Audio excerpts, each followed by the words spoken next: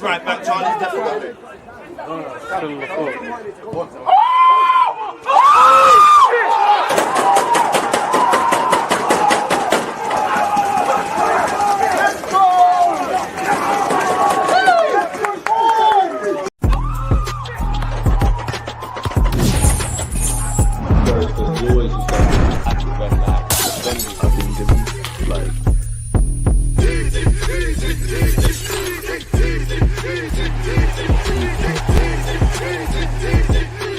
People deluded, I'm back again. Come on, Ian. Come on. Thank you very much, Ian Wright. As the big man and the Arsenal legend said there, people deluded, I'm back again. Now, allegedly, in the last hour or so, Zinchenko could be moving to Borussia Dortmund. Of course, Mikel Arteta on the eve of the North London derbies at his press conference, and he's offered some sort of words on the fitness of Gabriel Jesus, where it's fair to say his season is probably a write-off, and what that means for his Arsenal future. He's someone that, excluding his somewhat purple patch, would have been someone I believe internally at Arsenal they would be considering listening to offers in the summer, and I'm sure a lot of Arsenal fans the same. So naturally, we've got a lot to discuss now. I want to ask you, are you lot asked for the North London derby? Now, on what I'm conflicted. On one hand, the past is the past. Very disappointed about going out in the FA Cup to Manchester United, naturally, and our performance against Newcastle wasn't that good. It was a terrible week last week. But at the end of the day, it's happened now. The future brings uncertainty. The past brings regret. There's no time like the present. Do I believe we're going to win the Prem, the champs, come back from behind in the League Cup? No, but it's the North London derby. We have to win it. But at the same time, even if we win, of course, more points on the board, but I just feel a bit deflated, and I wouldn't say disillusioned about the club, because again, we'd be here all day talking about it. But for me, I was rightly or wrongly, and I would want to be wrong, I was very pessimistic about the season in general, just off the back of, the likes of Josh Kroenke's, the Mikel Arteta's, the players. I'm not blaming anyone, but you lot were very bullish about, what we're trying to do as a football club. And naturally, after missing out to Manchester City by 2 points, we didn't win the champs, but we gave a quote-unquote decent account of ourselves. When I saw the summer, and respectfully, Neto, Raheem Sterling, these are not what you want to see for a team that speaks about having the smallest squad, for a team that speaks about maximizing every market and ultimately closing the gap. I think we sold ourselves short, man. And I'm actually going to do a video on Jason Ito, because when you actually strip everything back here and you think about the players that need to obviously arrive, or the positions, the players that could potentially leave, the new contracts, all of that kind of stuff, there's a lot that actually needs to be done. And even that, with the amount of injuries we're facing, with not having, or it being confirmed to us fans who is the sporting director, and obviously on the football field, we can be as positive or as negative as results suggest. And there's just a lot of things that are not necessarily going right. But and then the saddest thing is, you're still in the champs, you still have a fight in the Prem.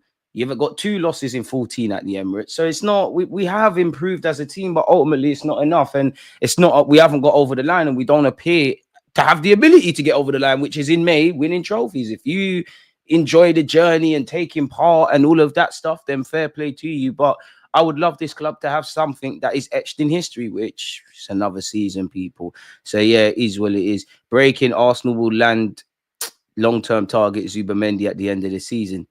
And make sure in it, but bro, listen, hey, don't gas me. Are you chatting? Hey, I'm excited about that one. I'm not gonna lie. Zubimendi's a baller, but let me make sure I've got that tab up, man. Zubimendi's a baller, but at the same time, brother, like, summer is the summer, innit? Like, go do all of that for summer. Put the building blocks in place for next season. Again, obviously, there are probably a lot of signings that, in May, June, July, a team will register their interest and get things done. But I genuinely believe, and I have no evidence, the vast majority of transfers that you're going to see happen in the summer, the building blocks are being put in place from, the minute the market closes in the summer, and probably as we speak. I'm here for Zubimendi, obviously. Hopefully, well, with Partey and Jorginho potentially both leaving, that's something. But then, yeah, I do think we get hung up too much on positions and formations and things of that ilk. But I'm doing the maths, and that just simply put for me means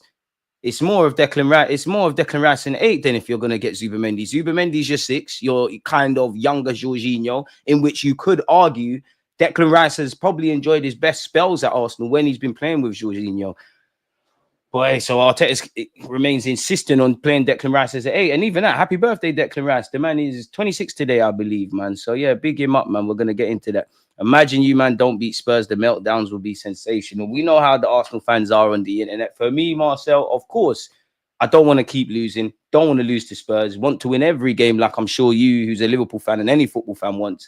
But at this point, what can they? I know the internet's the internet and engagements and all of that jazz, but what really, like, even if we do lose, which I don't want to happen, what can you be angry about beyond the facts that, like, what could you be angry about that you haven't already said? That definitely this week, last week, and definitely at this point all season. So yeah, man, Zubimendi's in the right direction. I don't know if that means paying his release clause. You still got to go get a striker. You still got to go and get a left midfielder. Still got to deal with a lot of outgoings. Still got to try and tie down Saliba, Gabriel, Saka, and a bunch of other players, really. And to be honest, where Partey, Jorginho, Kieran Tierney's wages, potentially Reece Nelson's, Zinchenko's, obviously, you know, you free up the wages, them resources can be put elsewhere. Now, it's above my head. I'm not a transfer man, but you listen to all those transfer experts. I'm talking about the accountants and those that actually, have experience of dealing with football transfers. They always say two things are forgotten. 9 times out of 10, unless it's a release clause which needs to be paid in full. Once we hear 50 million, we assume that most football fans assume 50 million is just transferred into a bank when it's all kind of different payments. And also people forget, when you hear you've got a transfer budget of 100 million, wages that you're going to give new players is factored into that. So it'll be interesting to see what happens. As I said, Jason Ito and whoever is, if not him, there's a lot to consider. Do what you need to do in the summer, get the summer stuff sorted. But for me, it don't mean nothing to me to a degree, because again, it's January right now. You know, when people are saying do this in the summer, bro, the carnival and all of that is around them times there. Right now it's freezing. No one wants to go out. So we need to deal with what's in front of us. We've got enough games to come. Even the start of February, we've got Manchester City. And yeah, that's of no consolation to me, because we all know the current landscape at Arsenal. We all know the amount of injuries and the amount of games to come. It's a madness. Zubimendi is going to flop in the Premier. You're just jealous, man. He's calm, though. He's calm. Big dog. Mikel Arteta patterning Zubimendi quickly. Arteta's a better man than me, boy, because once you say no, I'm not on it. The only title you should be posting is Arteta out, DG. Stop giving this guy your loyalty and time. We need to start thinking about the club now. He's run enough players into the ground. Time for Zidane. Whether we get Zidane or Arteta, I do think Arteta is a good coach. The question, rightly so, is can you get us over the line, which at this moment he appears unable to. Respectfully, where have I said I've given Mikel Arteta my loyalty? No one connected to that club has my loyalty beyond the fact of, in Arteta's case, you're managing the club and the players you're playing. I can critique you and praise you week in, week out.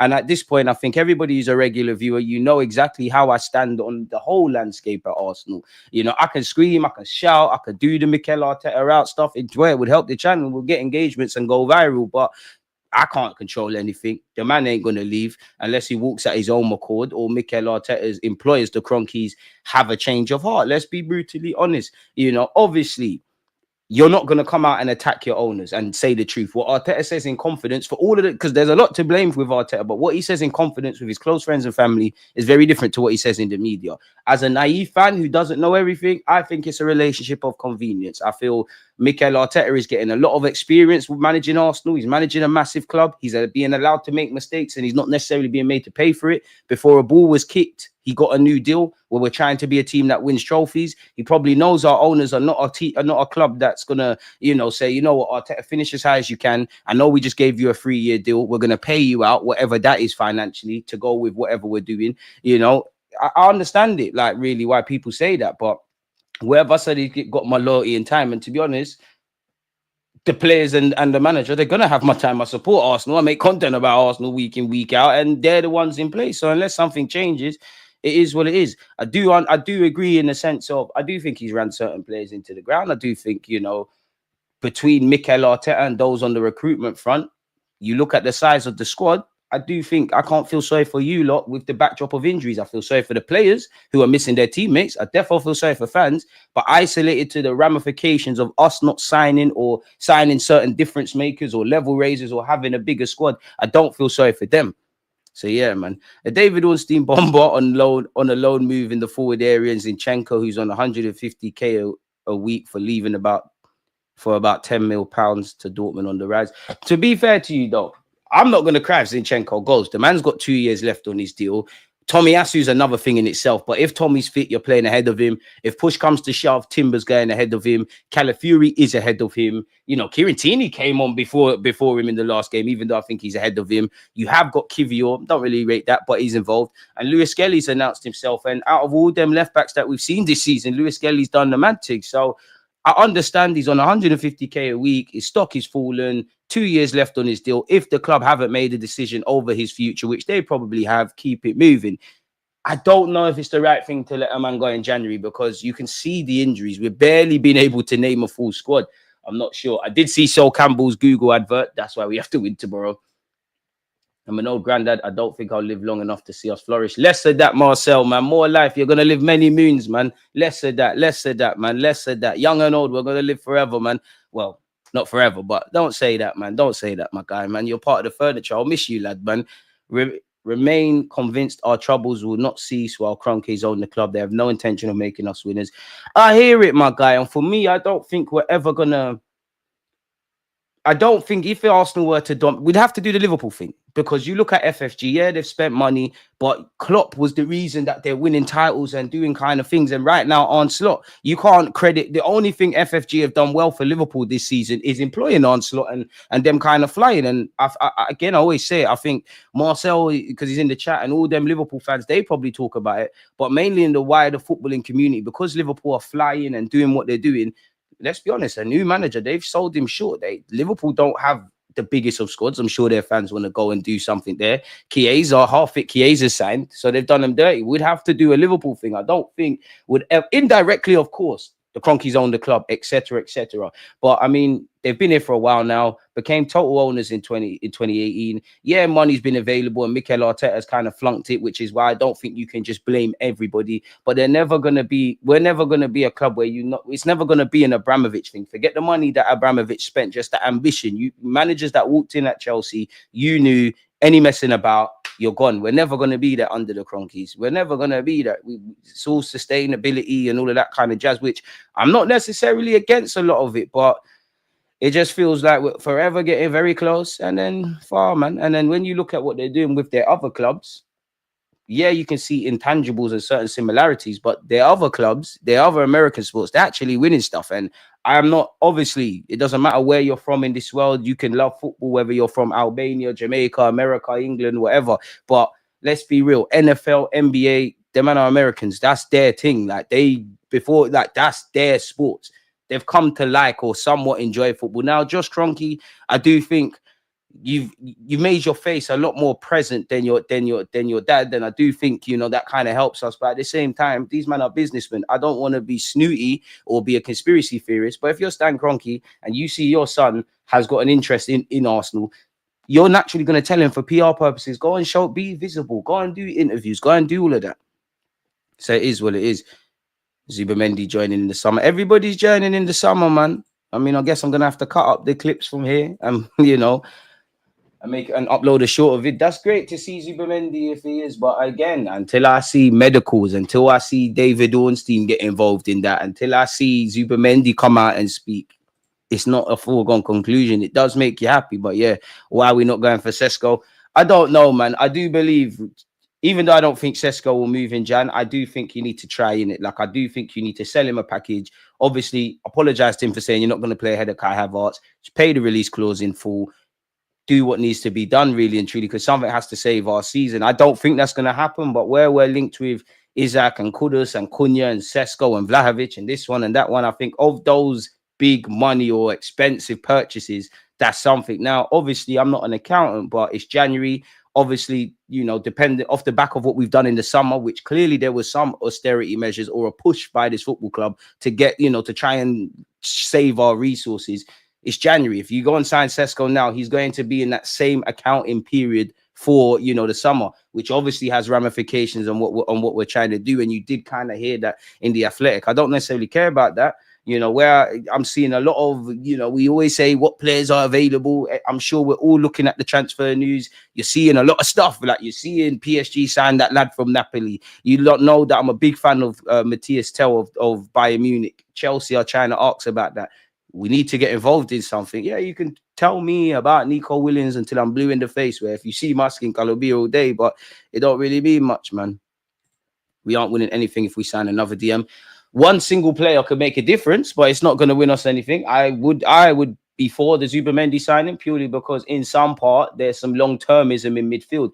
Even when you deep it, yeah, defensively, you could argue Zinchenko, Tomiyasu can't stay fit. Why would you sign another one in Calafiori, right? But I think defensively, we've got some good options, especially with Lewis Skelly announcing himself in that regards. I think where you look at the midfield third and where you look at the attacking third, that's where our issues are. You know, Kai Havertz is playing up front. Mikel Arteta failed upwards with that. Yes, Arteta's not an idiot. All of us know Kai Havertz can play in a bunch of positions. We saw him play up front and scored the Champions League winning goal for Chelsea, but he wasn't brought to be in there. Where you scrutinize our midfield, even if you just forget Lokonga and Fabio Vieira and all of them kind of guys for a moment, people, Odegaard cost 30 million. Kai Havertz was initially brought into play in that midfield. That's 65 million. Moreno costs about 30. So that's almost 90, 100, give or take, on Moreno and Kai Havertz. Now, I'm not against Moreno, but you should have been a squad player and we should have signed an upgrade in that regards. Technically, I'm sure Mikel Arteta spent 45 million on Partey. Now, of course, different periods,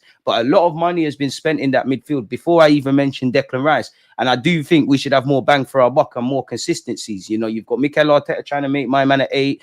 Obviously, arguably one of our best players, let alone midfielders in Thomas Partey's case, contract expiring. Jorginho's probably going to cut. Something needs to change in that regards for the money spent. I think I should have answers about midfield. You don't know I'm very passionate about midfield. Up front, as I said, Kai Havertz, we failed upwards. And it's not all on the manager because, you know, it was the beginning of the end when Gabriel Jesus got injured. But you could argue Jesus should have only been brought in to be a squad player. And I like Jesus, but has he been more important for us than Lacazette? The answer is probably no. Trossard's been a decent signing, of course, but ultimately not a level raiser. Our best attacker is someone that come through the academy. That's all, and he's injured at the moment. And you could even throw Ethan into one of them that's looked more positive. So I think I need more questions and more answers in the midfield and obviously up front. Ultimately, no matter how you want to dress it, goals win games. And we can talk about XG and Arteta coached the 3-0 and this, that, and the other. You know, football's a simple.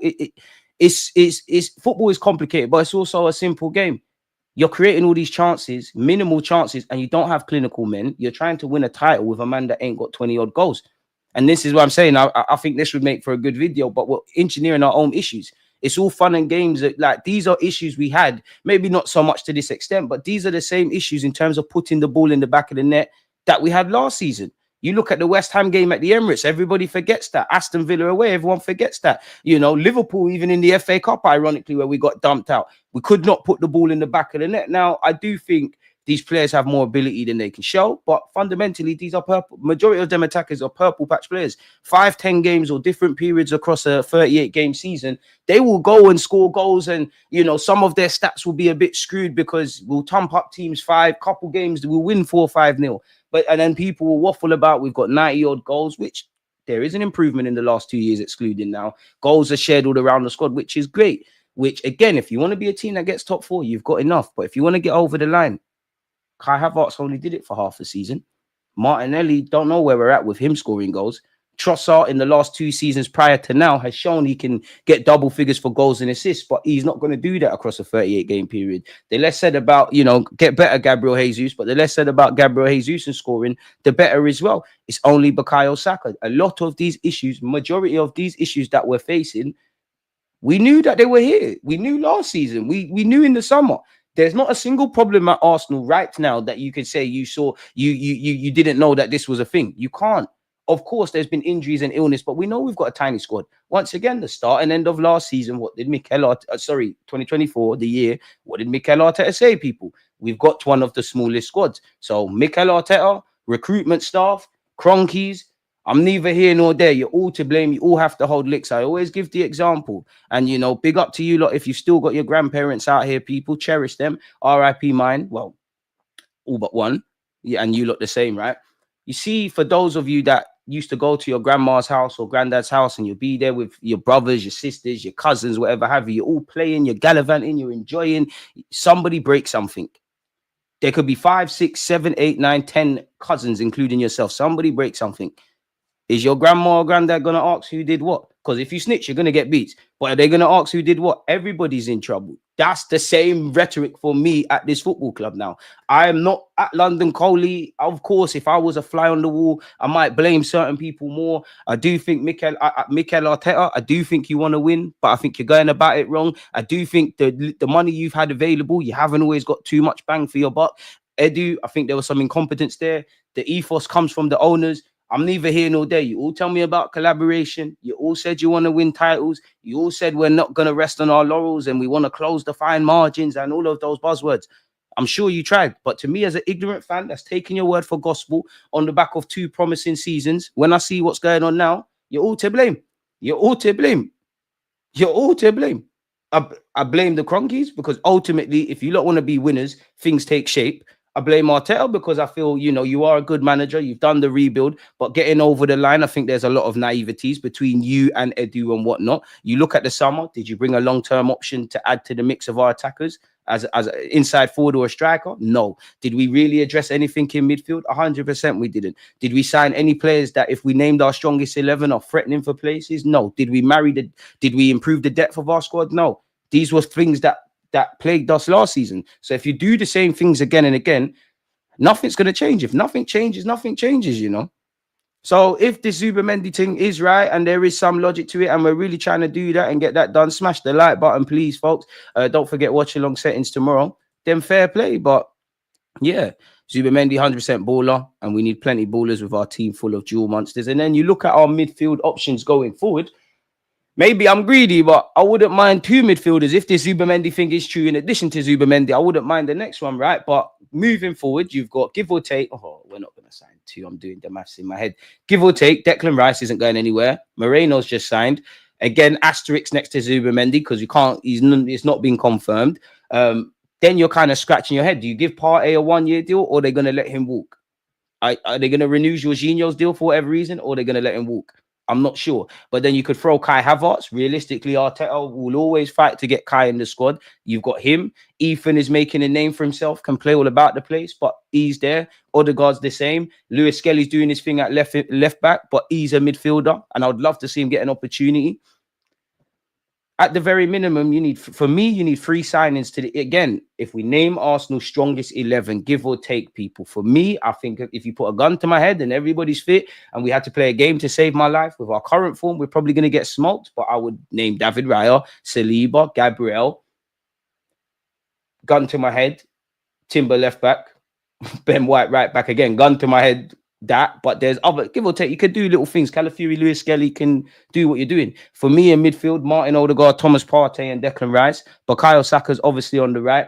On the left, it is what it is. But if there's a gun to my head and I'm gonna die, I might as well play players I like in it. He's not very good at the moment, but Martinelli on the left and Kai Havertz through the middle. Now you look at that. There needs to be someone that replaces Partey because he's not going to be here next season on paper. There clearly needs to be a striker. There clearly needs to be a left winger. If you can find someone twice the ability of Bukayo Saka, as much as I love Saka, do that because we'd have 2 ballers. But that's what we need. And then it's about marrying the squad. How many times have we looked at our bench? We've seen random Haylenders that Arteta really isn't going to use. We haven't really got difference makers. At a push, sometimes we've had hardly any attackers and you've been praying to God that the game don't go left. So we've engineered our own issues. Yeah, I'm sure the club tried. And yes, it's easy for me on YouTube as an armchair expert to have all the answers, which I make a case of saying I don't. But for years, I've seen this. So it is what it is, man. Yes, we'll have to address replacements for Georgie and possibly Partey. This Zubimendi talk is to shut fans up about transfers. You know how it goes, man. We'll talk about the summer and whatnot. You know what gets Zubimendi? Don't complain about Xhaka not being replaced when he's in. And we haven't replaced Granit Xhaka. It hasn't worked. Whatever we've tried to do in that left, it has not worked. None of it's worked. None of it has worked. It is what it is, man. If I was an Arsenal fan, I'd be hounding this guy out of the club. That's his team. He bought those players. He did buy these players. But what's Hounding going to do? Because reality is the man signed a new deal. the climate around Arsenal has been a lot worse. You know, they've survived. We're back-to-back 8, where we're struggling to qualify for the Champions League. Now, on the face of it, where you've got to a semi-finals, you've disappointed yourself in the FA Cup, but you've gone out to Man United. It weren't like you lost to Tamworth or something. Obviously, you're still second in the league. Allegedly, I don't look at the league table. If you can survive the previous, you can survive that. Reality is the man's just signed a new deal. You're going to stay. And I'm not saying Arteta should stay because, again, I actually think you can believe Arteta is not the guy, but we don't need to lie. That's it for me. I think the guy's a good coach. I think you've shown me little things. I think teams respect us a lot. You've shown me you can micromanage and do all that mad stuff. That's great. Now it's just about, can you get over the line? Can you deliver? Which you've shown you can't. If he stays, it is what it is. If Mikel Arteta cuts, you won't see a tear from me, right? But the one thing I would say, again, it would have to be like a Liverpool thing. You know, if we had the Jurgen Klopp last season, he wins the league. And you saw on the face of it, City won the war against Liverpool. But despite whatever Liverpool fans have to say about FFG, Michael Edwards, Jurgen Klopp, the recruitment, the players they got, they won 1-2 trophies. At best, that is what Arsenal is going to have to do. We're not like City, where you can see the intention from those above. We're not going to do what Chelsea's doing, whether it's right or wrong. So my point of saying that is not to keep Arteta. If Arteta leaves, he leaves, in it. But the next managers, there's going to be a cap on their potential anyways because of the ethos from those downwards. Zinchenko doesn't scan enough in midfield. So you can hound him out, but we'll be here saying the same thing. And I'm not saying to keep him, but then we've got to go through that whole thing of the rebuild of he needs his own players. He needs his own transfer windows. Because again, I think there's a good couple amount of players there. Like there's a decent bunch of players there. But what if the new manager comes in and says, I don't care about Declan Rice. You spent 100 million. I hear that. Safe. You spent 65 million on Kai Havertz. I don't really care about that. Safe. I want to keep Thomas Partey. I want to do this. I want to do that. I don't really want to keep Gabriel. So you're going to have to rebuild again and again and again. And we're going to go through all of this again. And I think that's as good as it gets. As a Rams fan, them Cronkies are too dodgy. Boy, funny club, man. Sesko is actually a striker. Kai is a false 8. I think Kai Havertz can be part of the squad, but like it's a problem in itself because for me, you sign a striker, upgrade. If Kai Havertz wakes up tomorrow and you're the 8 that I wanted, fair enough, but you wouldn't be in my midfield. You can be part of the squad, but you can't be a level raiser, and that might be an issue in itself. If Havertz gets sold in the summer, I reckon we can get 45 million on him. We're not good hustlers, man. Romano has confirmed it now. Listen, don't excite me, man. Don't excite me. I need to see other stuff.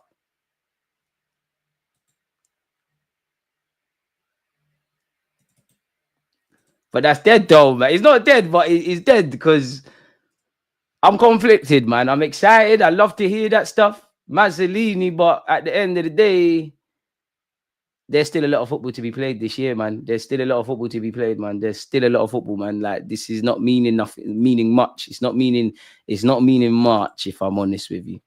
I am the granddad in my family. Big up yourself, man. Big up the granddads, them, man.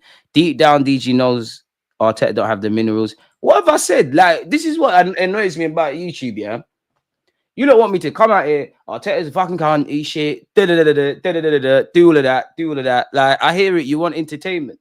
I think the guy is a good coach. I don't think you're necessarily showing me what I need to see at Arsenal. I think you're a rebought. I do think that every year you don't get over the line. As I said, I don't think I can't speak for no one else, but I don't think in life you need to lie, you know. I don't. I think Arteta is a good coach, and people can't deny that, bro. The stats are there, the mad stuff he does, they're there. All I care about now is park that offer in a second, put that on the side. Can you get Arsenal the Premier League? Can you get over the line? Because yeah, you got all the stats, madman tactician. I'm not happy with everything I see on a football pitch, but I think you're quite a genius in that. Can you get over the line? Right now, you're showing you can't. Everything's up for debate then. As I said, if Arteta left tomorrow, I'm not crying. It's not Arsene Wenger.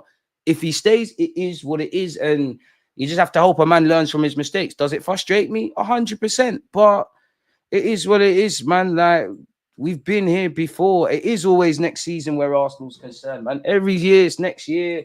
We say we're going to act in the market. We're going to do this. We're going to do that. Like, a lot of our fans eat it up because, let's be honest, when it comes to Arsenal content creation or speaking about Arsenal, there's a lot of battle lines drawn. Let's be real, people. There's very little balanced content or balanced discussions around Arsenal. Everything's either amazing, which they're all liars, and 9 times out of 10 they're being paid by the club, or they don't want to lose their media passes, or people. What annoys me about Arsenal fans is, for those that are intellectually dishonest, they'll sit there and they'll say like, the sky's burning, and man are talking about why are you panicking, just like last week, completely absolving the issue. They will talk about that. They'll say Arteta coached the 3-4-0, despite the fact that there's not 3-4 goals. We act like these issues, some of it is not down to Mikel Arteta. If you are now 5 years in the job and you have not got a goal scorer, where goals make the difference, whether you're fighting relegation, winning the Premier League, qualifying for Europe, goals make the difference. If you haven't learned that with your playing experience in the 5 years you've been here, there's issues there. So I don't really care about hearing he's coached the 3-4-0. I don't really care about XG and total domination, because to a degree was there under Arsene Wenger. We dominate teams, better shots, enough possession, all of that. They get one chance and go score. It's dishonest. Especially because, and again, I know man are paid, because when we went out the FA Cup and all of that last year, people in the summer, people say we want to be a team that competes for 4 trophies, but then we're going out to Liverpool in the FA Cup and people are sitting there and going, oh, well, the fixture calendar list, it means we can focus on the Prem. It's paid actors. And then you've got people that everything's rubbish, there's not a single positive. I'm not going to do that. I'm not a slave to the algorithm. These issues that we still have been here in games we've won in previous seasons. They've been here, bro. None of this is new. And it's always like everything. It's either everything is Mikel Arteta's fault or nothing is his fault. And it's battle lines. Some people love Mikel Arteta more than they love the club. Some people never wanted the man here so he can do no right. Some people, it's all the owners, where the owners could sit there and say, yo, my man's been given peas, we've backed him. Since 2018, we spent peas. It's not my fault he wanted another left back. You know how we operate. We put people in place, let them do their thing, rightly or wrongly. We didn't tell him to spend 60. We signed off on it, but we didn't tell him to spend 65 million on Kai Havertz. But then you could also flip it and say, maybe in certain situations, if Arteta feels let down by the recruitment or the mess of the summer, because I genuinely think there's no way he could have been happy with the summer market. Maybe he's been let down, which is why I said it's all a collaborative thing. I don't care who's to blame a bit more. You're all to blame, because there is some level of consistency with our corners. There's consistency with the shirts coming out and the merchandise. There's inconsistencies with the talk and doing it on a pitch. And some of you lap it up. This is why, for me, I'm never right. Like, I don't mind being right or wrong, but I like to say honestly what I feel. And I always say to you, look, I don't tell you what to think, just think.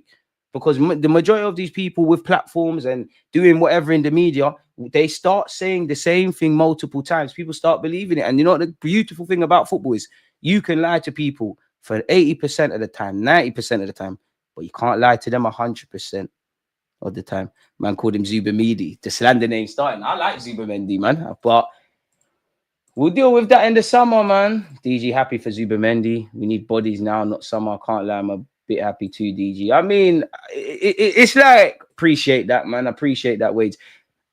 Summer thing, great stuff. It's like me paying for a holiday in the summer. I know I'm going wherever on holiday, but I'm looking in my bank balance. I'm like, I need to pick up some extra shifts at work, because how am I going to have spending money? The summer don't mean nothing. Summer, I want to see Arsenal signing. You get it, Carnival, you get it. We all know, in it, summer's amazing, but it's January right now. It's Blitz right now, and it's cold on the pitch. Last week was a shambles. I've kind of brushed over it, but like, that we're getting violated at the Emirates. Xerxes, you Man United fans can't pay to get rid of, shutting up our fans. Anthony Gordon doing his thing. People have rocked up at the Emirates and just getting Instagram clips and highlight reels. Boy, so the summer don't mean that much. It'd be a great signing. Big up Zubimendi if it's true.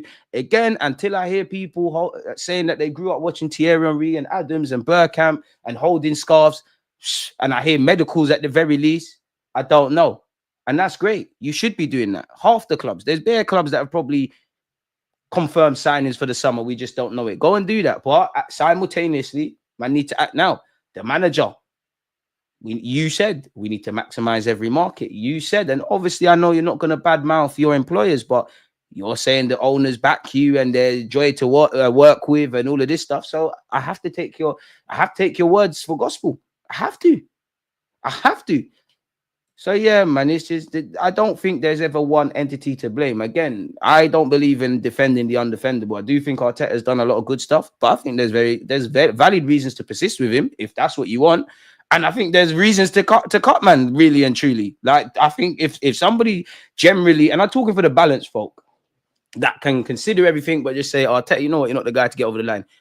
Results suggest that, because you've got close, but you haven't got over the line. Now there's logic with saying who are we gonna get and give. We've committed so much to Arteta, keep going it, and likewise, you can't keep doing the same thing, which it doesn't guarantee success. But you can't keep doing the same thing and hope for something different. You really can't. You don't know if a new manager is going to be rubbish, but you don't know if the new manager isn't going to bang and get us better. It's like the next striker that walks into this club, it might not work. But I'm sure there's not a single Arsenal fan that doesn't want to forward. If it don't work, you try again. Simple as that. That's it. Life can be so simple. We overcomplicate things. If something don't work, do it again. If that don't work, do it again. Do it until it works. Don't persist doing something because we're scared of trying something else. So I ain't got the answers. This is why I don't draw up battle lines. But yeah, people, big up you lot tuned in. Let me share my screen and let's crack on with everything, lads. Borussia Dortmund apparently are exploring a deal to sign Zinchenko from Arsenal. Sky Germany have said the player is keen to leave. Would you not let him go? Because on one hand, he's got 2 years left. Obviously, I can't really include Tomiyasu because we haven't seen him this season. But generally, Timber, Tomiyasu, the emergence of Lewis Skelly, these are guys that I'd rather. Calafiori's here, even though he's not fit. These are guys you'd rather play ahead of Zinchenko. So he's 2 years left, earns a decent amount of money on the wages. Could look to get rid of him in now. But we hardly have anybody. So does it make the most sense? I don't know. You lot let me know your thoughts. Allegedly, Borussia Dortmund have opened talks with Arsenal for Zinchenko, who is keen to leave. The Ukraine international has seen his influence under Mikel Arteta wane in recent seasons. When he arrived in 2022, he took Arsenal to a new level, but the Gunners quickly evolved beyond the need for the versatile fullback. Injuries haven't helped his cause, and the 28-year-old has only made 7 appearances this season. And being devil's advocate, I said this last year and people got onto me. The thing with Zinchenko's injuries, maybe not so much this year, he'd be there for about 10 games. He'd miss 2-3 weeks and he'd be back. So you don't clock that he gets injury prone. But, it would only be Arsenal that would sign Zinchenko with his injury issues. Tomiyasu and Calafiori can't stay fit, especially those two names, to add Calafiori on top of that. Realistically, Zinchenko, this is the role that he needs to have at the club if he is to stay in it, really. Like, you can't believe in him. Dortmund apparently have open talks. Good move for you because you're more likely to play. Dortmund's a massive club. Bundesliga is a good league. If you do want to leave, keep it moving. According to Sky Germany, Dortmund are in ongoing talks with Arsenal over Zinchenko after approaching the Gunners in recent days. Now, obviously, even with Gabriel Jesus, another candidate to leave with his injury, he ain't going anywhere anytime soon, is he? The left back is said to be keen to leave, but it's not yet clear what kind of deal the two clubs may settle on. Arsenal determined to secure a permanent sale or to loan him out with an obligation to buy in the region of 20 million euros. So quite the hit on the 28-year-old. Dortmund already held an interest in Zinchenko in the summer. He's seen as a potential alternative to Chelsea's Renato Vega. So now that I see that Chelsea left back link, is Zinchenko the first choice? Is there any real tangible evidence to this rumor? I'm not sure, man. I'm not sure. Somebody said David Ornstein tweeted again. Has David Ornstein, if you know what, the Zubimendi stuff, which we're gonna get onto, people, until I see David Ornstein offer his 2 cents. Wait 1 sec, people. I'm just Ronaldo's bringing the tweets about getting excited. I'm getting excited. I'm falling for it. I'm not falling for it because we need to do stuff now. Don't get it twisted, but I'm getting excited. Where's this? Zubimendi. Hey, whoosh. David Ornstein, my guy. What? Nothing for January though, brother. Anywho, people, let's get into the Zubimendi stuff, which we got a lot to consider, man. You know what? Sammy Mokbel offered his thoughts first, so we're going to go over that. Arsenal will land long-term target Martin Zubimendi at the end of the season, Mail Sport can reveal. The Sociedad star has been courted by Mikel Arteta for over 12 months, and talks over a summer move are now at advanced stage, with sources indicating the deal is virtually completed. Now, Zubimendi, I have a couple of questions. Because when you was linked with us before, when you was linked with United, when you was linked with Bayern, when you was linked with Liverpool, 1 minute, yeah, I'm going to join, then you get scared. So if you're wasting everyone's time, let us know now come on, you can't be if everyone's being briefed on this. Don't waste our time, innit? Isaac, shout us. You see what we're doing? Sociedad, B-Tech Sociedad. Hey, let's go, man, let's go. As happy as I am about this, assuming it happens, that's irrelevant right now. that's the next season, 2025, 26 stuff. So yeah, it is what it is. It'd be interesting to see how Declan Rice and Zubimendi are partnered. You'd imagine that means Declan Rice is still going to be in that 8 role, which is a madness. But anywho, bring the sporting director a lobby as well while we're at this as well, man. Arsenal would like the midfielder to join immediately, but Sociedad have insisted Zubimendi stays until the end of the season. So clearly we're not activating a Don's release clause then. Where, you know, Sociedad are letting us make up the deal something that's quote unquote affordable, because if we were that keen on him joining us immediately, you'd pay what's needed to be paid, people. Zubimendi chose to stay in Spain last summer despite varying degrees of interest from Arsenal and Liverpool, though it is understood the Gunners didn't make a formal offer for the player during the previous window. There's been interest in Zubimendi from Man City following the season-ending injury suffered by Rodri. We're going to be shameless and say we got the 2 best 6s in the league, excluding Rodri. We'll have to see. Arsenal's need for a new midfielder ahead of next season has been heightened, with Jorginho and Partey both out of contract at the end of the season, and the club have accelerated their interest in Zubimendi.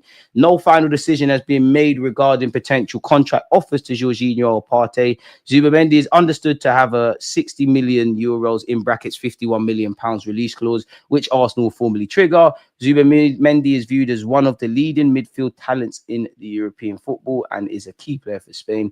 The Soup will represent a major coup for Arsenal, and Arteta giving the players burgeoning reputation. Okay, that's great. The club will now focus on strengthening their forward options this month as they look to cope with a worrying injury list. Arteta allegedly said, "We are actively looking in the market to improve the squad. That's been like that since day one.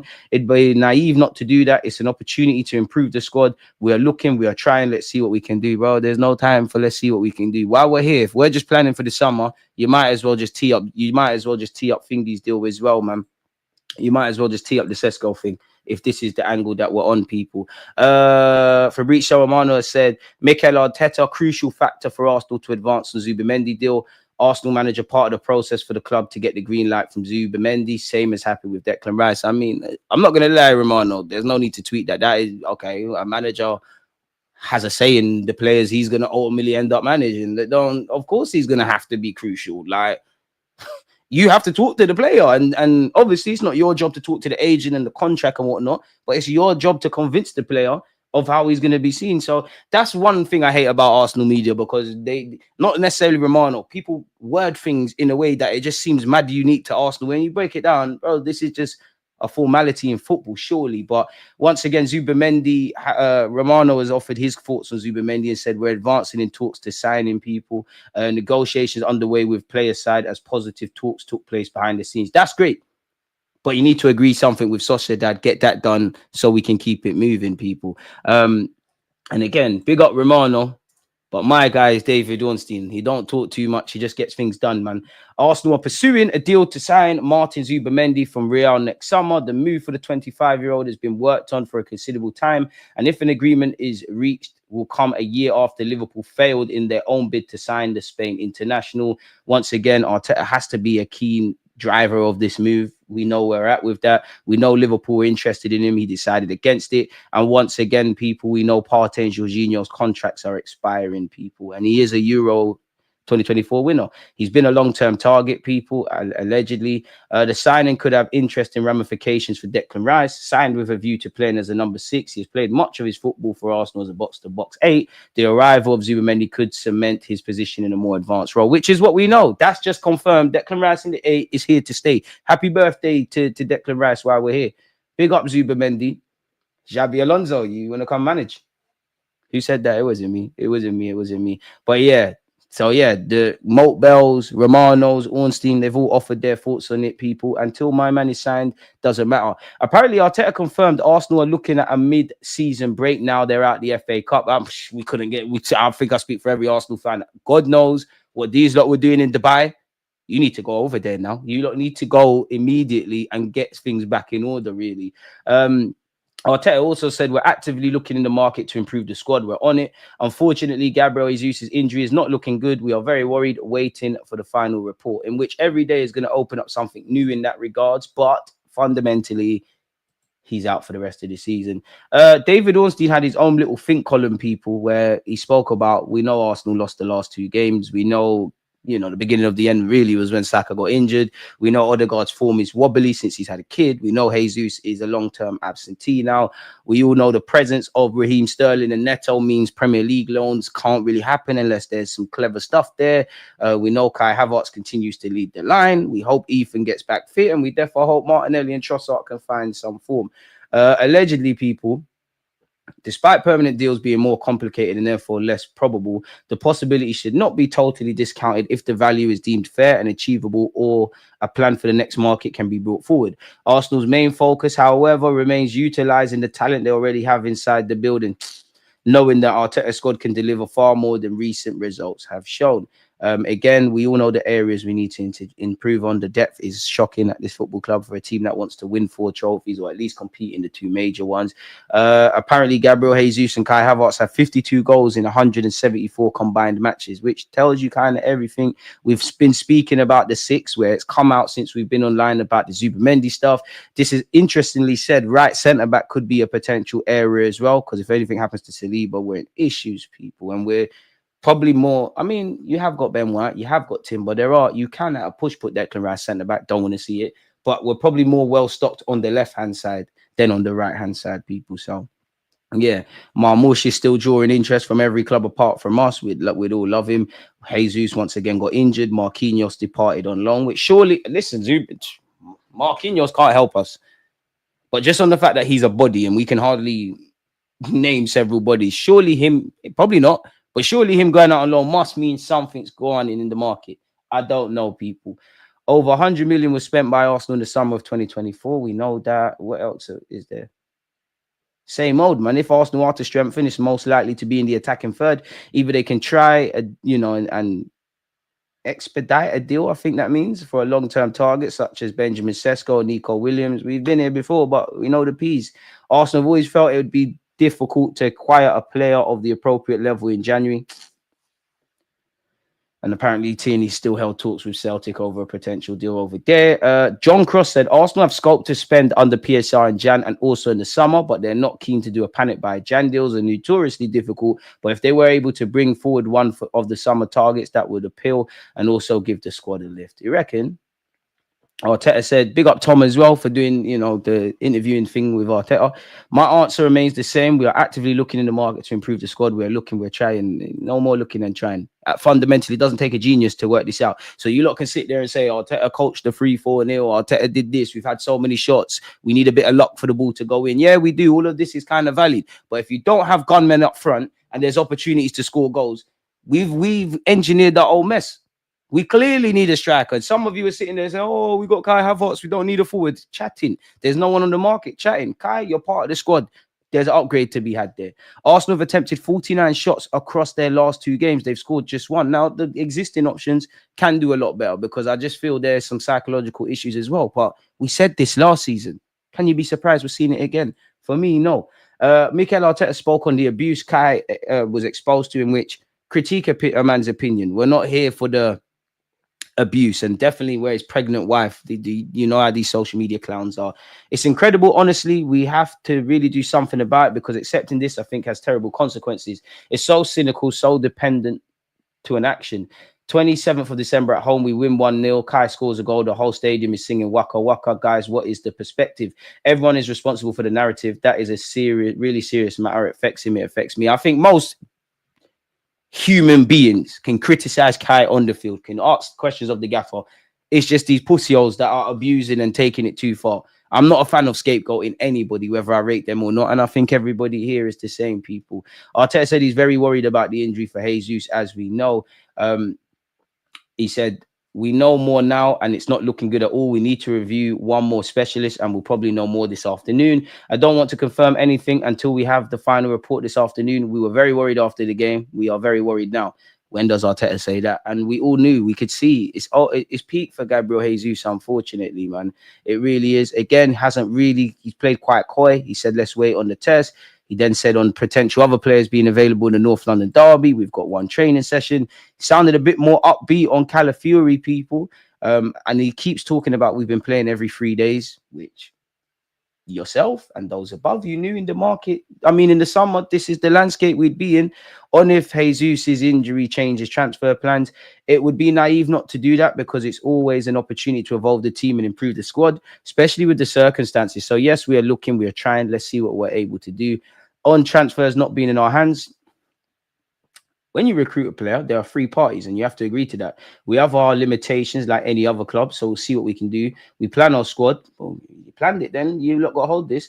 And we have our limits to what we want to do, and that's it. So the fact that I love our players a lot doesn't mean we're doing nothing about improving. I'm not that stubborn. We all want the same. So we use every opportunity to improve the squad daily. And when the market comes in and we know we can do that too, we'll make sure that we have the best resources and the capacities to compete in the manner we want. Okay, make it happen. Obviously, listen, we all know the derby's a big game, in it. We don't need to really waffle about that. He has spoken about it being one of the toughest periods as a gaffer. On if we need a striker, we have to believe that if we bring someone in, it has to make us better. Mind games. On if it's in that position in particular, in any position, because we have other issues as well. We need to understand that a player can bring a lot to a team in different ways. It's not just about one player, because there's not one player in the world who can guarantee that. I agree with that in general, but players can improve us. We're going to hope and believe and try to work on somebody that we believe can do that. That's what we're trying. I don't believe in hope or blind hope. Kai deserves our support like every other footballer. On if his role in relation to Jason Ito has changed since Edu's resignation. No, it's completely fielded by Jason and obviously all the team that is behind it, and we're in constant communication on one role. We're continuing to drive the same way, the same process we've had before, and Jason is in charge of that. Okay, so Jason, if you're doing your thing with Zubimendi, pick up yourself. Allegedly, people, Arsenal are evaluating the signing of Vlahovic this month, people. This article, which they've had more misses than hits, but nonetheless, it's great talking points. Arsenal have made a first bid for Vlahovic, but have had their loan offer for the Serbian international hitman rejected by the Serie A giants. We all know we've previously tried to get him before. Allegedly, Arsenal made an offer for Vlahovic on loan at the end of last week, yet it was rejected by Juventus, who want to sell the player outright or at least include an obligation to buy in any temporary deal that is struck. Juventus are trying to sign Colomani, so there could be a bit of a merry-go-round, people. Apparently, Juventus offered the striker to the Emirates side for around 55 million euros. So what's that, about 40 odd? Allegedly, Sesko is still our priority. Arsenal are not willing to go all in for Vlahovic at this point because Arteta wants to wait until the summer to move for RB Leipzig hitman Benjamin Sesko, who's not available until the end of the season. The Gunners were one of a number of teams chasing the Slovenian last summer, and they're getting into a position where they can trigger his release clause in 2025. So it's the same old in that, people. Allegedly, Miguel Delaney has said Arsenal have a growing interest in Victor Gyökeres to go with Benjamin Sesko, but the former would require 80 million they'd rather spend in the summer. The time to act is now, though. Allegedly, people, Arsenal have joined Inter and Napoli in the race to sign Lorenzo Pellegrini, who has entered into the final 18 months of his contract at Roma. We've been linked with Wahi, people, who's struggling at Marseille. Now, is there legitimate interest, or is it because we need attacking options? I don't know, people. But allegedly, we're to rival West Ham in that regards, people. Liverpool and Arsenal are also monitoring the situation of Eintracht Frankfurt forward Omar Marmoush as Manchester City work on a potential 80 million euros deal. Really? Because it feels like whenever, and their manager played quite coy on him leaving, it feels like when the manager shuts down that, when other clubs are seen like they want to jump in, it feels for me that the club that legitimately have been interested in him, in this case City, there are a couple of I's dotted and T's crossed away from obviously confirming his signature, people. Charles Watts offered his thoughts on the striking situation, which we don't need to go over. I would love Arsenal to get involved where Matthias tells involve, people. Allegedly, Chelsea have made an inquiry. He has a future as an outright number 9. You know, some of you would have seen the videos I've done of him. Some of you are part of the Twitch stream many years ago where day in, day out, we're watching the under-17s Euros. This is the man for us. Chelsea got more players than you can count. And he's French as well, which we know them ties. Again, the summer is one thing. And just having a look at players that we know we're not going to sign, but they linked with other clubs. Barcelona's preferred target to replace Lewandowski is Isaac, although there's an awareness he may be too costly. Barcelona allegedly are considering trying to use Victor Roque as part of a cash plus player swap deal to sign Gyökeres. Benjamin Sesko is on Barcelona's radar, people, as a reinforcement alongside Isaac, so that could have ramifications. Some of you would like Aston Villa's John Duran. Apparently PSG plan to get him in the summer, and they're trying to get him now, actually. Arsenal had entered talks with Cerro Porteño his club to San Diego Leon, who's a left back, but were beaten by Man United to his signature. Okay, big up United. Flamengo allegedly have opened talks with Arsenal over Jorginho, people. I'll paraphrase this. I think Ian Wright's bang on the money. You know, we've Gabriel Magalhaes, Saliba, and Saka all have 2 years left on their deal. So we're gonna whoever the sporting director is, you got a lot to do. You know, you need to flush out the players that need to be gone. We need to draw conclusions on players who's got contract stuff around them. We need to obviously bring in players and manage the books in that, and we have to sort this out. So yeah, man. And this is quite the introduction if Jason Ato is going to stay being the sporting director, people, you know, and a bit like Arteta, a novice manager, straight into this Arsenal mess. He's got that. I'm desperate, people. But could we spin the block for Thomas Lemar? Allegedly, Atletico Madrid want him to leave. They're even willing to cover part of his wages. I'm desperate, which isn't the right way to go about things. Apparently, Bayern Munich like the profile of Ryan Cherky at Lyon. I love him as well. You lot would have some of you would have seen the leaked WhatsApps and whatnot. He's a player I think we should be going for, people. I think if he really wants it, he could really and truly be one of the best in the world, man. I think the ability is there, but it's completely down to him, people. So yeah, that seems to be the current news, people. Obviously, I will cut up this live stream for those that have missed stuff and get a video uploaded. Please make sure you're hitting the like button, you're subscribing, you're following on Spotify, you're following on Twitch, you're following on Playback. Links are all there, people. But yeah, what are you lot saying? What Zubimendi? We need a winger / striker. I hear it, man. What a perfect timing. Soon as our season is falling down, the club makes noise about transfers. It's a merry-go-round. Summer's going to be amazing. And now, again, if the Zubimendi thing is confirmed, it's more optimism, really, which, again, I'm happy about Zubimendi and whatever we're going to do in the summer and all of that jazz. The season is underway now. We are in January. Make of that what you will. Bro, Arteta doesn't recover from this week of losses. He's too inefficient with time and funds as well as results. Great news about Zubimendi, but first, let's get a striker and a winger. We're really short in the forward positions. And the thing is, everyone can see the issues. We're even making the job harder for the next guy by killing our attacking squad mentally and physically. But to be fair, it looks like they planned so far ahead. Sesko and Nico not rolling. Summer shagged Mikel. If he can grab Sesko and a winger on loan now, run it. It's not going to happen, though, man. Zubimendi that's a serious slander name. You know, at some point he's gonna have to firm that. They definitely released this news for good PR, and it will fool some people. Yeah, on the eve of a North London derby, 2 disappointing results last week.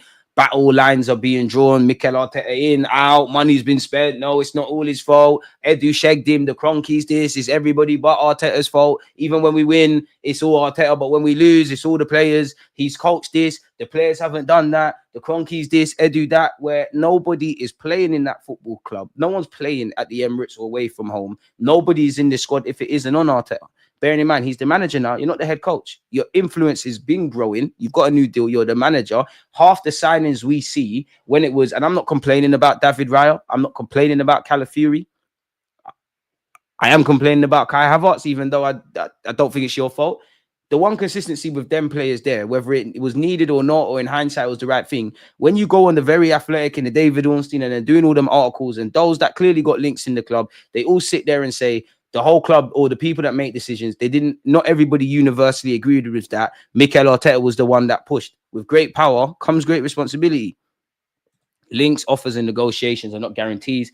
I believe the Zubimendi deal, when it's done, same. Until I see, and they can confirm it, until I see personal terms, fee has been dotted, medical and official confirmation, Zubimendi joins Arsenal in the summer of 2025, it's all was on the best of days, and especially because Zubimendi, again, I hope we're wrong, but can you blame me, people, for maybe being a bit naive? It seems like Zubimendi takes everyone around the houses. 1 minute he wants to leave, and then he wants to stay, and then all the rest of it, man. One love for the super chat, and big up to whoever just became a member. At minimum, we should throw everything we got at Newcastle in the second leg and try to overturn the result. It's our only chance at something this year. I still want to lit 8 like Santi, Cazorla, Fabregas, them kind of man. You're not alone, man.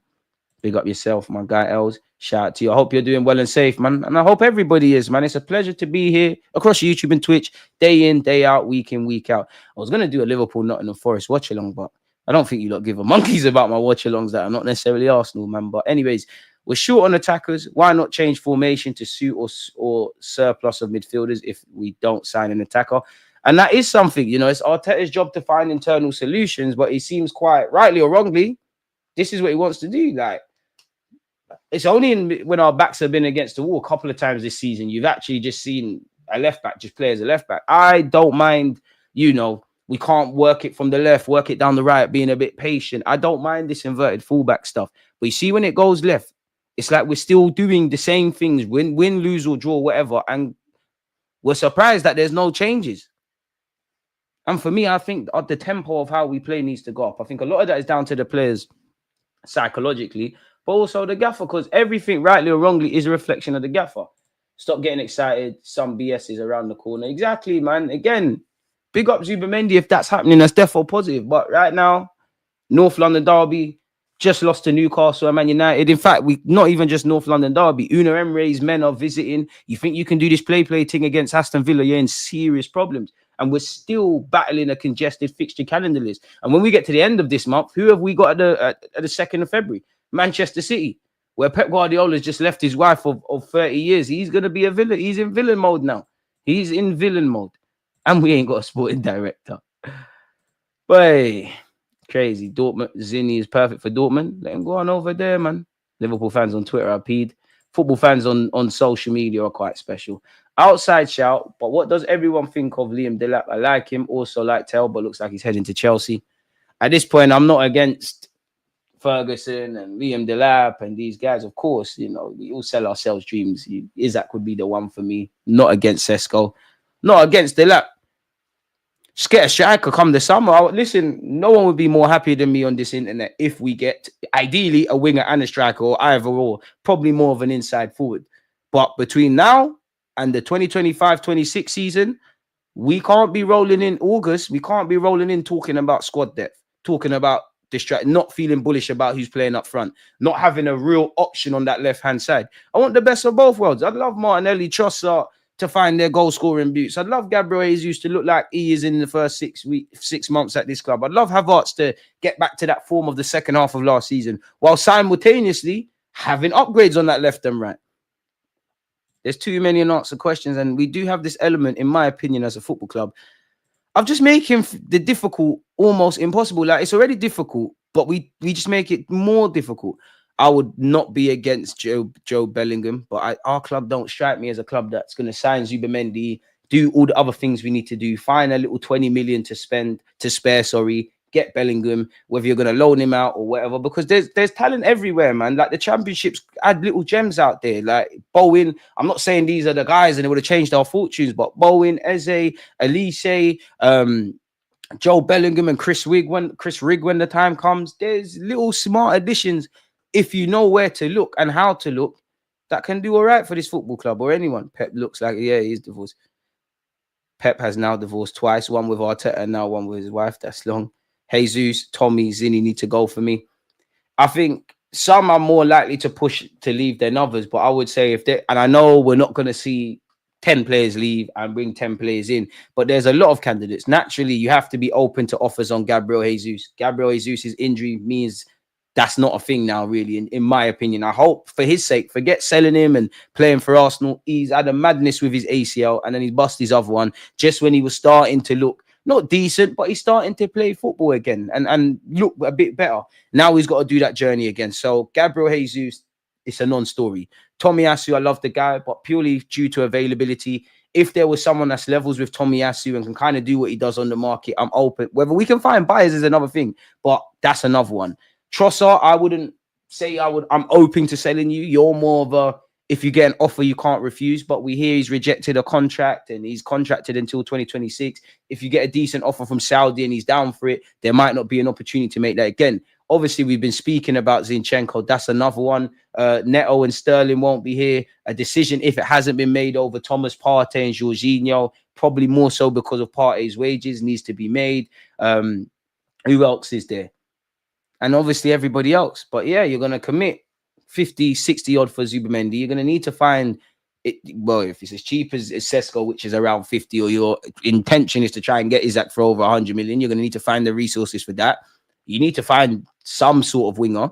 You need to sign a goalie. And bearing in mind, we spent last summer running around to kind of commit 20 million or so to that Garcia lad at Espanyol. I'd imagine we'll go there again. So you're looking at another 100 plus, bordering on 200 odd. And then that's before I speak about, you know, the Tavareses, who I think there's an obligation to buy, the Lokongas, the Fabio Vieiras, all the forgotten men at this football club. Fresneda, he's kind of flattered to deceive at Sporting. Wasn't he going to Como? Tomiyasu too, need to get another player instead of this guy. We've simply missed White as a body. Timber is getting too many minutes fresh off his injury. I'm happy with the Zubimendi side and extremely happy. Yeah, so am I. But right now, I think that's just a take. Like, if our season was an alcoholic beverage, announcing the Zubimendi thing is like chaser. If you know, you know. Jesus is injured, probably won't leave in the summer. Exactly. And even on the hardest of days, it's all fun and games saying sell players. But if you're going to buy Gabriel Jesus, even if you wanted to, yeah, you could talk about Saudi. And Saudi, they got more money. They got bare money. But just because they got money and they're committing this, don't mean they ain't got common sense. Let's disregard the fact that Jesus is injured at this moment in time, which we obviously can't, right? If he was fit, or if we had this conversation a week before, you're trying to buy Gabriel Jesus, one, we don't know Arsenal's offer that they want. I reckon Arsenal would have taken 25, 30 million. Do you know, or maybe a bit more? Do you want to, whatever Arsenal's asking price is, do you want to spend it? You look at Jesus' wages and the age he's at. Does he want to lose out on finances in that regards? He's on the contract for a long period of time. And obviously, it's a bit techie, but I don't think we're necessarily going to sell a Gabriel Jesus or a Trossard or a Martinelli until you bring bodies in, if that makes sense. So it's all fun and games saying sell these players, but some are harder sells than the others. And you're assuming these players actually want to move. Like Zinni's been linked with Dortmund. Does he actually want to go? Is he happy in London? Does he still believe he can fight for his spot? And even that, you can make a caveat of saying, even if in an ideal world, you know, X amount leave, X amount come in, that's obviously going to affect. There is no fluidity right now, but the fluidity. On one hand, people are right about us needing change, but on the other hand, people love to overreact with Arsenal. There ain't no in between. Football's an emotional sport, and no fan base typifies that, or is a living, breathing example of such, more than Arsenal fans, and then probably United second. That's all good getting Zubimendi for next season, but we need someone now. I think we're all in agreement. If Zubimendi suddenly turns down the club, can say they tried would be peak on football YouTube. Do you think we still have a chance to win the league? Prior to the last few weeks, I thought we could still catch Liverpool, but now the lack of firepower is really evident. It's not a question for me to answer. Like, what I would say is I don't know where Arsenal are in the league table. You know, for some Arsenal fans, we were the best team in 2024, and there was all of that kind of stuff. You know, while it's mathematically possible, you still have to fight. But there's many ways of winning the league. If you're talking about being top of the Premier League, which I don't know where Arsenal are or who's top, then you could argue, yeah, as long as it's mathematically possible. Again, I don't know where Liverpool are, but Liverpool look like nobody can catch them on the best of days, really. So there's that. But you could also typify winning the league of seeing your players improve year in, week out, seeing Arsenal somewhat salvage something or put in the club in more positive light than we are now. Arteta hired me for the PR. I don't think we can win no league, man. You lot killed me when I went on Talks. Scotty, appreciate you for becoming a member. You lot killed me for saying on TalkSport, I think the Premier League is impossible. Sorry, the Prem is improbable. The Champions League is impossible. You lot, I could see the comments. You're like, oh, why don't you back the team a bit more? Back it. It's like you lot want me to be a dickhead, you know, and say something I don't believe. I wish that I was in a critical finger of my own back, whether I want to be right or wrong, because that's generally what I believe. I'm not coming out and saying foolishness. And then, you know, now you kind of see it. And I always say I want to be wrong. I don't care about being right if it means Arsenal winning the Prem or the Champs. And it's not right or wrong. You can't ask me in my heart to be honest and say Arsenal are going to win the Prem. I've seen what's required from Premier League winners in the modern day and growing up. I don't think we've got everything that's required in that. As I always say, I think we have more questions than answers. If that flipped and I had answers, I know that there's a certain level of squad. I know the manager can fix certain things that have harmed us and keep improving what's good. I know we've addressed certain evident areas. Then I'll be as happy as Larry, and then I will say, well, I think we can win stuff. All you got to do is try in it. But the reality is the margin for error with Arsenal, which the margin for error is tiny, and Arsenal somehow find a way to mess it up. Liverpool have given themselves a certain ground. Liverpool are not going to win every game, but they've given themselves a flooring, and they are undoubtedly the best side. It would take Arsenal to be near enough faultless, and it would take Liverpool to not only lose one game, but a couple. Now, I'm sure if you look at the league table, give or take, with the exception of Liverpool's games in hand, you could, you know, you can make a case of going on a run. I'm not one of these Arsenal fans, but I know there's undoubtedly those fans that are trying to do the maths. They're going to sit there and say, well, Liverpool are still in the League Cup, still in the FA Cup, still in the Prem, they're performing in the Champs, they're going to have more games. We're essentially going to be in one competition, 2 at max now. I hear that. I hear that. But and I wish I thought like you lot. I wish I did. We need players right now. Looks like season's done with our club setting up transfers for the summer rather than Jan. I think Arteta believes we have enough to win, which is worrying.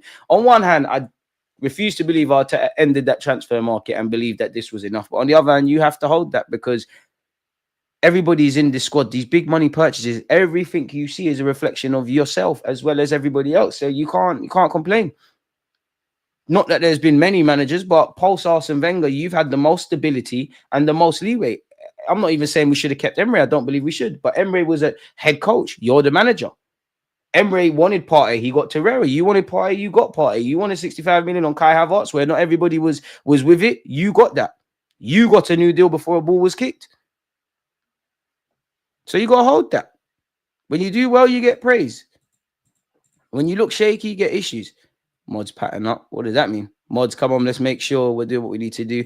I'm not trying to see Declan Rice as an 8. And Mikel Arteta, you know, you understand more about football than me. I think Declan Rice has given a good go at that 8. I do think there's been some improvements, but ultimately that's not him, bro. And what I would say, Arsene Wenger, Mikel Arteta, you've played under Arsene Wenger. You've seen the ballers at Pep, at City with Pep. You've worked with Pep. You came from La Masia, you know. La Masia, bro. You came out of La Masia. That's probably why you didn't make it, because you're Rebo. But that, when you was at PSG, you saw Ronaldinho and JJ Okocha. You know what players, when you've got players in all positions, but kind of focusing on midfield, when you've got players with X factor and technical brilliance, they can make the difference. You waffle about small margins and fine margins, and the hardest thing to do is put the ball in the back of the net. You need a bit of luck. You need players with the competency to make their own luck and take the chances. Because right now, what I see at Arsenal, we're not creating anything from open play. And when we do, the 1-2 chances, you don't have clinical men. Even if you had Isaac, definitely against Newcastle and United would have scored. But you're creating like 2-3 clear-cut chances a game. So when you haven't got players that could take those 2-3 chances a game, and you know, by law of averages, you're having a bunch of shots, but the ball's not going in the back of the net, how do you expect to win games? The hardest thing to do in football is score goals, you know. And when you look at Arteta's record since being here and look at the top goal scorers in the Prem, it tells the issue. And just look at the track record with the players brought in. And of course, there was different things that need to be done at different times, all that kind of stuff. But you've had more hits in defense. Midfield, Odegaard's been a hit. I know we're vexed with him. He's been a hit. I think Declan Rice has been a hit, but you're making him a miss in that 8 role. Moreno, Jury's still out. Kai Havertz, that was a miss. Fabio Vieira, undoubtedly a miss. Lokonga, undoubtedly a miss. Jorginho's done what I think we've paid for. Up front, what hits have there been? What hits have there been under Mikel Arteta up front or in attacking options? There's been no hits. The things close to hits have been players that have been already. When Martinelli was doing his thing, 2022, 23, sorry, Saka's improvement. Obviously, Arteta's worked with these guys, but you never bought him or gave him his debut. Who else is there? Fair enough. Trossard, in comparison to some of them, has been more of a hit. Jesus was a miss. We got 45 million for 6 months. It's peak. Havertz, you failed upwards. We got a bit out of him up front. It's not really through no fault of Havertz. That's a miss. Goals win games, man. You look at Liverpool's firepower, part of the story. I know City aren't exactly doing that, but historically, City been a team that probably going into seasons now they're getting 90, 100 goals. And we have shown in the last 2 years, excluding now, we got 81 year, 90 odd, shows improvements. But when you peel it back, Bear came from set pieces, and it was only, Saka's the only one that did it for a majority of the year. Other players have had good periods in the season or good seasons, but you can't bet on them getting goals. And don't get it twisted. Martin Odegaard from the start of the season, I'll never rely on Martin Odegaard to score goals, but you're missing too many chances. You need to get your shooting boots on. So we can't sit here and do this woe is me thing like for Arteta. There are some things I think you've been shagged, but it's not a woe is me thing. It's not an Arsene Wenger working with austerity measures. It's not. Look at where we are. Probably financially, you're probably capping a bit, but by financially, it's probably the best period in Arsenal's history during the Emirates. 105 million on Declan Rice. Whether a player of Declan Rice caliber should ever be our record signing is another thing. You're seeing that. We're buying keepers, messing it up, new keeper, new left backs. We're not making it happen. Can Mikel Arteta say he has controlled all the controllables to his maximum? He can't. I think, he can't be to be blamed for everything. Edu has shown a lot of incompetence, but I also think at times his hands are tied. Cronkies, I think the mentality comes from you. I don't think you lot want to be winners. I think you like to win. I think you're happy with the Champions League. But even them, if I accept you for what you lot are and you're never going to be the owners I want, can I blame you for us not winning the league in the last 2 years? No, I can't. Can I say that the finances that you've given people and all this stuff about stability, could they have got more bang for their buck? Hindsight's a wonderful thing, but I do believe so. That's just me. I genuinely do believe so. 81 likes, people. Come on, man. You lot are not trying to boost up the YouTube algorithm, man. Come on. We don't play offensive football. We're not going to win with this coach. He does not play for creative football. It's 90% football. The thing I would like to say with Arteta, yeah, I think you go into, rather than, I do think you want to win, but from a footballing point of view, you'd rather not lose than go for the win. And I think there needs to be a trade-off. You look at the 23 season, last season, take the defense of last season, the attack of the season before, marry that together, we're gone.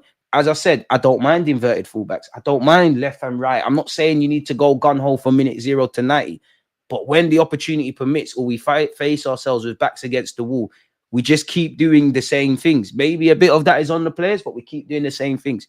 You've been here long enough. I'm not even trying to say I blame you. The team is in your image.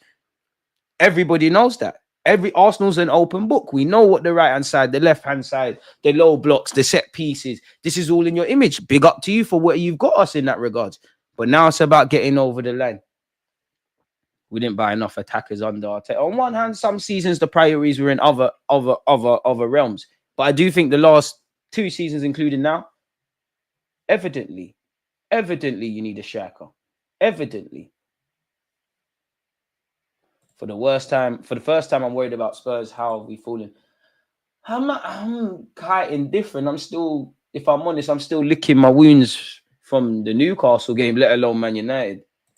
What really does it for me on Odegaard is he's too one-footed and he lost all ability to shoot. What about Vlahovic? We've covered that. Scroll back over, man. Our spending on attack looks worse because we had Smith Rowe and Nketiah, not to mention Saka. I just think it's terrible. Like, I won't blame. Obviously, Jesus got injured at the World Cup, but at best, Jesus would have been another Lacazette. Like, you would probably have not have scored enough goals because of your track record. Havertz, you're only playing up front because we had to put you up front. That didn't bang. Trossard's probably been the biggest. Obviously, forget Willian and all them guys. Out of the players Arteta's probably signed up front, Trossard's probably been the one I'm like, okay, cool. Havertz, big you up for the second half of last season. And as I always say, I can ask, if Havertz plays good or bad, there's questions. But I've got the point. Havertz didn't buy himself. You're not playing himself up front. You did not decide to come into this season off the back of the summer and assume because you done it for half a year that you could do it. I think that's naive. Arteta picks the players. I think we've drawn as much blood from a stone as Havertz. Probably in part of the issue is I think Havertz has shown me a lot more reliability and trustworthiness generally across 90 minutes and game in, game out than a lot of his teammates. But fundamentally, I think Havertz needs to find his shooting boots and improve. But you can't put Kai Havertz and clinical in the same sentence. I can't be surprised that in a cup game, you're missing comically. You was doing that in the FA Cup last year against Liverpool. And not just him, all of them. And a lot of these guys are limited and in terms of showing extended consistency. But on top of that, there's clearly some fluctuation psychologically because at some point this season, maybe when the pressure's fully off, these lot will be back scoring. We saw it last season. The same ones that were struggling to put the ball in the back of the net against Aston Villa and all these guys, they went on that run at the start of 2024. And goals win games. And I just think we need to be a bit more street smart across all aspects. And we need goals win games, man. I look at Aston Villa last season. Aston Villa last season. Everyone remember the second half. First half should have killed that game. West Ham at home last season. A million a chance. Everyone forgets about that game, Everyone focuses on, which you could say with the Newcastles and the silly draws we had and our shooting ourselves in the foot at times. But everyone forgets that West Ham game. I feel a couple of results in the last 2 seasons you signed up for when you have a limited squad and if certain players are missing. Remember that? I'll never forget that first half at Stamford Bridge. And I think you sign up for certain things when you don't have a striker. Goals win games. It's all hindsight and ifs and buts and the rest of it. But looking at it on a naive thing, you finished 2 points off City. Had you have, won just one more game, what are we celebrating in May of 2024? Then people really deserve statues and morals and things like that. But it's all hindsight, man. it is what it is, man. We all go back in time. This is what we do, innit? Now we're at that stage as Arsenal fans where we're being briefed on what's going on in the summer. Hopefully in the summer we get some things over the line. You know, we're not going to address everything. You know we're not. But what we signed up for, man. I love this club, but boy, is what we signed up for, Arsenal fans, man. Man, I don't care about Spurs. I like that Amaru done from Porto. Havertz is a miss is harsh for me. Closer to a miss than a hit, though. Life is harsh, though, bro. Life is harsh. Life is harsh.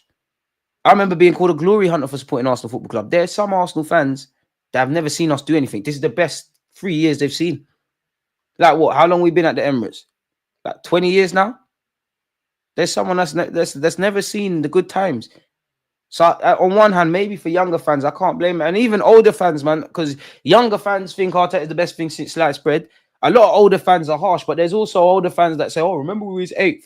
There's cult followings at this football club. There's man committed to just hating the club. And there's Arteta could shit in his hands, pardon my language, and clap. And people say that's innovative and tell you it smells like roses. Me, I'm not with that. I praise you. I critique you where possible. Life is harsh, bro. Life is harsh, cuz. Football is harsh, bro. Look how harsh football is. You creating a million chances, can't put the ball in the back of the net. That's the beautiful thing about football. Obviously, there are a lot. And what annoys me is, Arteta, there's question marks about certain aspects of your coaching, but teams respect us. They sit back. They're very reactive. You can tell that they want to play how they want to play, but they think about us a lot. You've shown me you can keep teams camped in halves. You can press. You can low block. You can tweak little things. You've shown me you're a good coach. I think you're a genius in that. Bukayo Saka, Martin Odegaard, especially Martinelli, Smith Rowe, some Saliba, these young players that you didn't buy apart from Odegaard, you've shown me can improve them. You've shown me you've got some conviction. You shown me the club can sing from the same hymn sheet. But you see, when I hear all of that, park that off, and I appreciate the rebuild to get us to this point. Park that off. Balance. Can you get over the line? And that's where I'm at now. Can you get over the line? Cool, you've shown me that. I don't really care about that now. Can you get over the line? Because we've shot us. The Champions League is the only competition I will cut the club some sort of leeway in terms of winning a trophy, if that makes sense. Because I don't think we have enough about us to win the chance. But the Prem, we've seen in the last 2 years now, before, and you could include this year, so 3, we've seen in the last 2 years what's required, what we're missing, what we need to do. We haven't really adjusted that. The League Cup, you're not guaranteed to win any trophies, but that level of performance against Newcastle's not on. Man United, credit to them, best part of an hour, 10 men, all of that sort of stuff. But I think, again, you sign up for that result when, you don't do what you need to do in the market. And also, again, week in, week out, it's our defenders. Forget headers and all of that. Our defenders look more clinical than our attackers. Our 2 best attackers, Ethan and the little thing you were showing me, Saka, obviously, they're gone now until they come back. We have stood in the rain at times and complained we have not fixed that roof while the sun's shining. We've put a little bit of paper mache over it, put a little bit of stuff over it. And sometimes it's rained and we've got away with it. We might have seen a droplet, but the house is cool. And now at this current climate, when everything, strong terrain, house is bust. That's where we're at, man. Suck, man. I started watching the club when we beat Hull City in the FA Cup. Before that was just following. I was a proper youth, man. You can't help when you're born. That's probably one of my happiest memories, man. That's why I'll always be on the obvious. Love Santi Cazorla. Like, I got there at kickoff, like literally a minute or 2 in, sat in the whole section, as I always say, with my nephew. 2-2s now, we're 2 goals down. And I looked and I saw a lot of players. At that moment, I saw players hiding. I saw Santi Cazorla gassing up people. Boy, I'm scared of the Villa game. I think we'll win against Spurs. Their defense is in disarray. Yeah, but the transitions, man, let's be honest. A lot of these goals we've conceded, we've switched off defensively or been very open. Even Man United's goal. One thing I'll say to Spurs, you give them an inch, they'll take yards. He's never signed an out-and-out 9 in 5 years criminal, and he plays Havertz to save face with a 65 million mistake. Havertz didn't decide to not buy a striker. Exactly. Odegaard is so obsessed with that chip pass too much, and he's always going out. You guys noticed that? I don't know, man. Arda would be unbelievable. I'd love Arda, but it's a myth, man. We didn't take transfer seriously such a weak summer and think we can win the league. It was naivety. You assumed the positives from last season would go up. You assumed there'd be no injuries. You assumed all the positives would continue. Like, you can't assume. You can't. Yeah, I have seen that Google Pixel advert, man. My man's on Bants, man. So Campbell is on Bants. I'll give him that, man. Big up, bro. I feel like we're just too scripted. The 2022-23 season is marred the Arteta system and the attacking freedom on our front line. It's true. And that's why I said I want him to marry both, because I do think, and I do it myself, obviously, the attack is horrible. And we're questioning, like, what's gone on with the manager, let alone the players. But I do think that season, we look at it with roastings, because we would blitz teams in the first half. We're moving a bit mad defensively in the second. Go and look at go watch the Brighton game from that year. So I understand naturally you have to improve defensively. There's a correlation with Liverpool getting over the line and Klopp improving them. That's why I said I need him to marry both of them. But he's gone the other way now. He's gone the other way, and you cannot think some of these players are the best here. But we see clubs play a lot better football than us when they don't necessarily have better players, and that has to come to the ethos. I do think some of the hate on Kai, hate is always OTT. Constructive criticism, questioning him, all of that kind of stuff. It is that's fair, but there's always going to be a scapegoat, rightly or wrongly. There's always going to be a scapegoat, man. That's how football works. It's always going to be a scapegoat. It costs to think. You can think Arteta's not the guy, but you could criticize all the other aspects and deem he's not. You could think he's the guy, lol. And look at everything and confirm that. Many people just speak with emotion. Football's an emotional sport. There's very few things in life that will make grown men and grown women lose it. And sport is one of them. Certain men won't even lose their temper if their wife cheats on them or be in a weird space emotionally. Make Arsenal lose against Man United or Spurs or whatever. They want to cry. Football's an emotional game in itself, man. On and off the field, for that matter. Havertz got so much glaze for his minutes up front because there was so much heat when he played centre mid. I think people overdid it. Like anyone, like I was hearing, he could be our Van Persie, he could be this. You knew it was coming. For me, we're at where we're at with Havertz now. Rotation option, part of the squad. Gunman striker, keep it moving. DJ, at least we finally got some genuine transfer news now. We got to know who we're getting in Jan. Listen, I've been there in a back four where you're not supplying the forward line and getting no return. It's only a matter of time when the opposition gets a chance and takes it. That's where we're at. Maverick, there you have it. Because people want to sit here and say, oh, but that team only got one chance. In football, you need one chance, you know. That's all you need. And that's what was disappointing. We turned it around, but against Brentford, definitely against Fulham. I would say when United actually got that goal, one clear-cut chance. So if you're not taking your chances and you give an opposition another their own and they take it, boy, and I don't know about Arsenal fans, the best team doesn't always win, you know. Throughout a season, the best team doesn't always win a game of football. I don't really care about, it paints a story if you have the majority of possession, you've got them camped in their half. For these new youths, they care about XG, you're having bare shots. But when you break it down, of these 20-odd shots, none are really testing the keeper like that. None are really doing anything. You're creating 2-3 clear-cut chances, which you're relying on players that are anything but clinical to take. Maybe if you're creating 4, 5, 6 clear-cut chances for these unclinical players, the probability makes sense, but you haven't got the right tools to the job. And the gaffer's assembled this along with everybody else. This is why I said at the start, all this he say, she say, this one's to blame. You're all in it together. I'm past that. You can, of course, you can attribute more blame elsewhere. I can understand the question marks. We're at where we're at, man. And it didn't take, again, I've been wrong about many things, but I genuinely don't believe it. You had to be a genius to look at that and say you don't need a striker. And that's the thing about all these guys that do these fancy bits and pieces of content online and heat maps and diagrams and all of this. They all say, oh, thank you lot for being able to predict the future to know Kai wasn't the guy. You could see that that man is not the striker. And it's nothing, I'm not even trying to draw out Kai Havertz. You've never shown me you can be prolific over 38 games. Now, Kai, I'll big you up because one thing I would say, a lot of players hid in that second half of last season, you know, and you did your thing.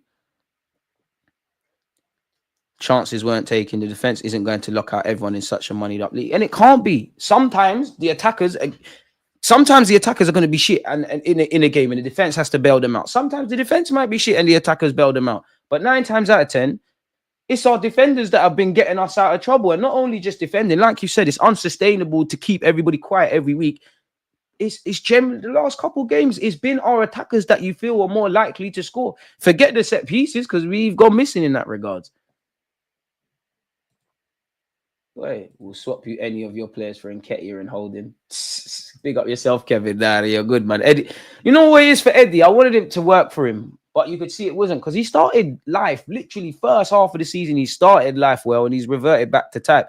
Rob Holding, I'm not saying he should be playing. Big up Matt Turner over there as well. Is he still at Palace? I don't know what's happened to Rob Holding. I don't think he's Premier League quality, but like I'm seeing him play 23s. He's just in a wasteland right now, man. At this point, Rob Holding, I'm gonna DM you. You definitely got time to do a live stream with me because you're not kicking ball. So yeah, man, it's the same old where we're concerned, man. It is what it is. Big up Rob Holding. You know, as much as I didn't think the world of you, and one of the most rattling moments I've ever seen Rob Holding play for us is that same 2022-23 season. I'm sure he scored and he's winked. I'm like, bro, we're not serious, man. But I'll big you up for standing up tall in that FA Cup, man. That's one thing I give you, man. But I'm pretty sure you lot are bored of hearing my voice, people. For those of you that have been dipping in and out or come at the start, I'm aware that we've been here for an hour and a half, people. So yeah, where the bit that I'm actually speaking about Zubimendi, I'll get it clipped up for you lot and produce a more condensed kind of vid. Obviously, I will be putting the video and the audio on Spotify. My other Spotify platform got spliff, so if you're on Spotify, please give me a follow. Make sure you're subscribing and all of those good things. And most importantly, man, it's a pleasure to be here day in, day out, week in, week out with you guys. Whether you support Arsenal or like Kevin's concern with Palace, and Marcel was in the chat with Liverpool, man. So yeah, appreciate you lot. Tomorrow it is Arsenal versus Spurs, so we will be doing a watch along. I mean, it's cool. It's all for the games talking about Zubimendi, people. But Mikel Arteta, if we're looking for attacking additions, and if you want, you know, Lewis Skelly to have some competition at fullback, I know someone.